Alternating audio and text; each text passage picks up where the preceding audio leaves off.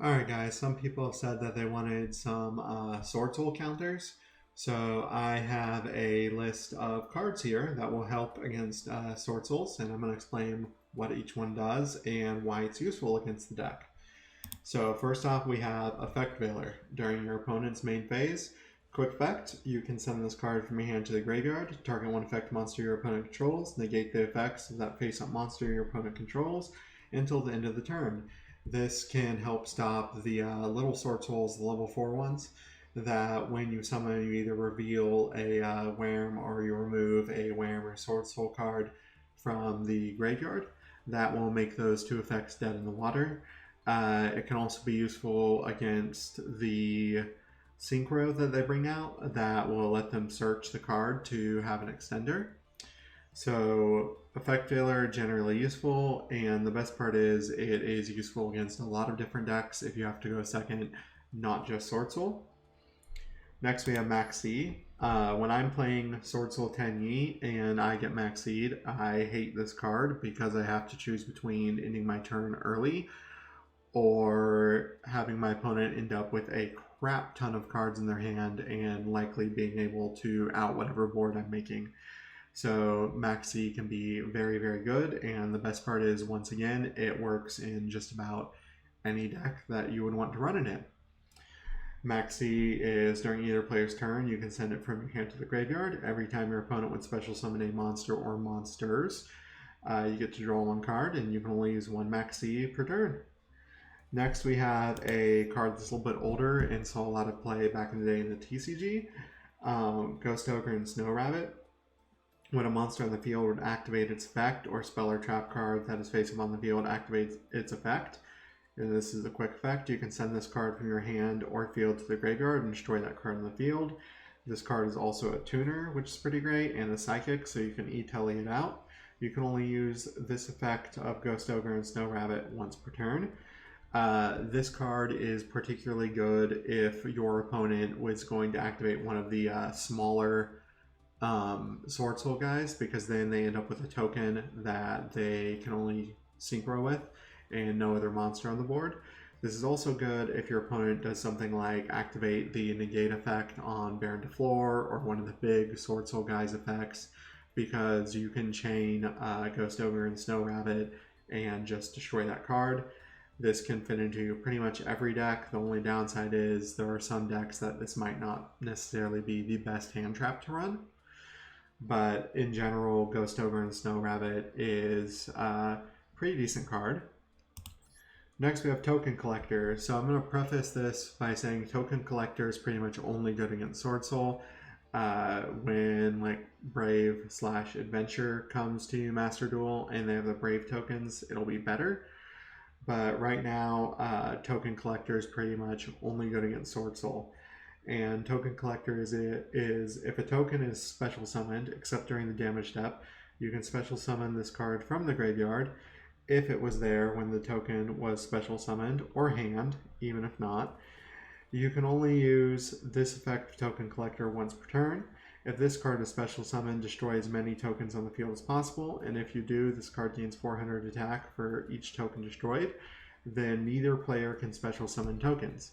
Now this is good because it locks the Sword Soul player out of using like any of their token generator effects, and this can be just a huge pain to play around because it has 2000 defense and it can be slightly difficult to out. If I'm playing Sword Soul Tenyi, I pretty much have to hope I have the Tenyi outs that'll allow me to either bounce this card or do something. Now the one thing about Token Collector is you only special summon from his effect once per turn. So like if you're going to try to get over him, you could bounce him with the Vishuddha effect, but then they're going to have Token Collector in their hand to use again next turn, and it just kind of prolongs the problem. So this card can be very annoying. The downside is it's pretty much only good against decks that generate tokens, and since there is a lot of deck diversity on Master Duel, even in Diamond, I'm seeing people play just random crap. So Token Collector might not necessarily be the best out to run, but if you really, really, really hate Sword Soul, go ahead and run you some Token Collectors. It does hurt the deck significantly. Next up, we have Artifact Lancia. It's another card that's seen a lot of play in older formats of the TCG. You can set this card from your hand to your spell and trap card zone as a spell. You probably won't do that during your opponent's turn. If this card in the spell or trap card zone is destroyed and sent to the graveyard, special summon it. Again, you probably won't do that. During your opponent's turn, and this is the effect we care about, you contribute this card from your hand or face up field.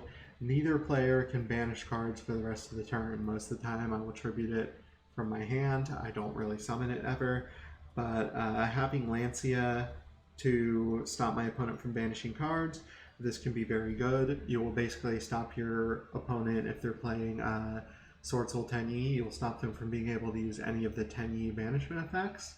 Or if they're playing Sword Soul, you will stop them from being able to use the one that banishes to generate a token. This card has just a lot of utility and can be snuck into like a couple of decks. I don't necessarily think it'd be the best hand trap to run against Sword Soul, but it is definitely an option. And if you really, really hate Sword Soul, go ahead and run you some Lancias.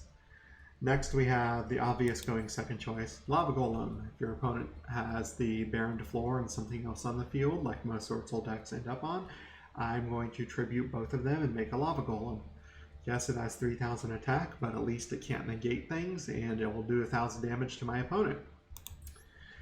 Next, we have Winged Dragon Raw Sphere mode. If you really hate your opponent generating boards with 3 monsters, this guy is Tribute 3. Lava Golem's Tribute 2. Winged Dragon Raw Sphere mode is Tribute 3, and it is a useless ball that your opponent can do nothing with. Next, we have Niburu, which is more generic, and you can put in pretty much most any deck you're going to run. Niburu is during the main phase. If your opponent normal or special summoned more than 5 times this turn, it's a quick effect. You contribute as many face-up monsters on the field as possible, and if you do, you special summon Niburu from your hand, and then you special summon a Primal Being token, which is Rock, Light, level 11, question mark attack and defense to your opponent's field. That token's attack and defense become the combined original attack and defense of the tributed monsters. So if your opponent has like a bunch of tokens or whatever, it's not going to be very strong, and Niburu can beat over the token. If your opponent has a giant board, you better hope there's a way that you can out your own token, because that token's going to be chunky. Next, we have Dark Ruler No More. This is pretty useful for outing like kind of like break my boards. And this card is more generic to where you can run it in like more decks and actually sees quite a lot of play in the TCG currently. And this will allow you to negate the effects of all face-up monsters your opponent currently controls until the end of the turn. Also, for the rest of the turn after this card resolves, your opponent takes no damage. Neither player can activate monster effects in response to this card's activation. So if you're going to activate Dark Ruler No More, they cannot activate their Herald of Perfection or whatever in response to negate it. They cannot activate Destiny Hero Phoenix Enforcer. They cannot activate Baron to floor. You can basically just play Dark Ruler No More and then drop Regeki on them or whatever else to clear board. Dark Ruler No More can be really good as a potential out. Next, we have Dimension Barrier, which I see is overlooked a lot.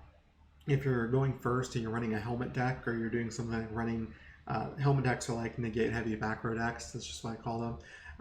If you're running something like Trap Tricks, Dimension Barrier can be a great tech to sneak in there. You can declare 1 monster card type, Ritual, Fusion, Synchro, XYZ, or Pendulum.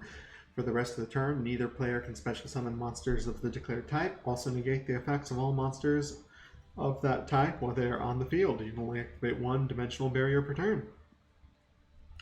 This card is fantastic if you're going first and you're running a helmet deck, because you can just say, oh, you want to synchro summon once you get the Sword Soul token on board? Well, that's not going to happen. And you call synchro, and then they can't do anything because they're stuck with the token. So, really good out. You can't stop links with it, but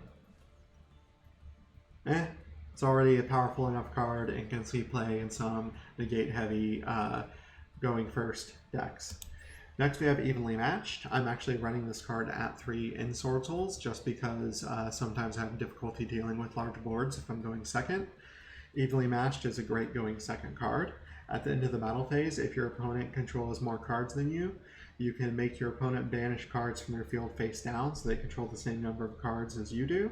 If you control no cards, you can activate this card from your hand. Very powerful card, very great going second card, fits into pretty much any deck that you want to run it in. If your deck is running a field spell, I typically don't like running this because then I control a card on the board. But even if I am running a field spell in some decks like Subterrors, I still will have a copy of it in there just because I do want to open it. And if my opponent may break my board.exe, I just go right into battle phase, end battle phase, and then activate evenly matched. Sometimes if they have something like Herald, I'll try to burn up their negates beforehand in order to play it. Next we have Infinite Impermanence. This can also fit into pretty much any deck. It is target one face-up monster your opponent controls, negate its effects until the end of the turn. Then if this card is set for activation, it is on the field at resolution. For the rest of the turn, all other spell or trap cards in the column are negated. If you control no cards, you can activate this card from your hand. I kind of like this a little bit more than Effect Failure because of the spell and trap negation effect. I really like Imperm and Evenly to just kind of sort of stop my opponent from doing too many things or making just a huge board. It's also, Evenly is just also really good to punish for overextending. Next we have Skill Drain. This pretty much stops any of the Sorcerer monster effects that would activate on field. This isn't really going to hurt the Kenyis too much because they can still get their effects in graveyard anyway. But if you don't want your opponent having like Baron to Floor effect on field, or want your opponent using one of the little Sorcerer guys effects to generate tokens, Skill Drain is a good card and can stop that. The downside is it will negate the effects of all face-up monsters, including your own, so this cannot really fit into every deck. But if you do not need monster effects on the field, then Skill Drain is definitely the floodgate you want to play. Next we have Summon Limit. This is mainly to be played in like slower decks. You can actually play this in stuff like Subterrors if you wanted to. Neither player can summon more than 2 times per turn. Negated summons count towards this limit. Negated cards effects that would summon do not count. So if your opponent normal summons the Sword Soul guy and you negate his effect to summon the token, that would not count towards the limit, but the summon of the Sword Soul guy, the little ones, that would count towards the limit. If your opponent tries to summon something and you Solemn Warning it, like this try to normal summon something and you Solemn Warning it or whatever, that will still count towards the limit.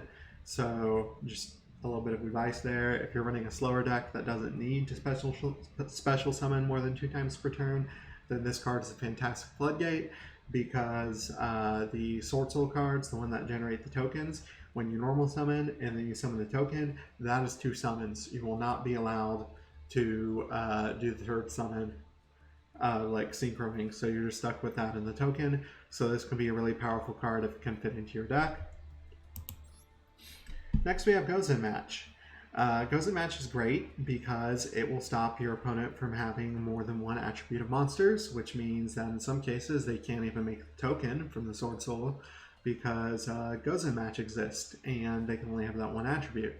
There is one that is a water that will generate a water token, and you can use that to get around Goes in Match, but then you're only going to be able to synchro for a water card. So Goes in Match can be very good to kind of cripple the deck. And last but not least, if you're running a combo deck that can have a bunch of different types of monsters, there can be only one. TC Boo is probably one of the best cards to slow them down if you're playing a going first deck. Each player can only control 1 monster of each type. If a player controls 2 or more monsters of the same type, they must send some to the graveyard, so they control no more than 1 monster of that type. This basically stops them from having more than 1 Were monster. If your opponent fields the Sword Soul token, you can chain this in response, and then the token or the Sword Soul monster is going to have to go poof, and they will not be able to synchro summon for a Worm monster. So there can only be 1 very good card to help stop Sword Souls.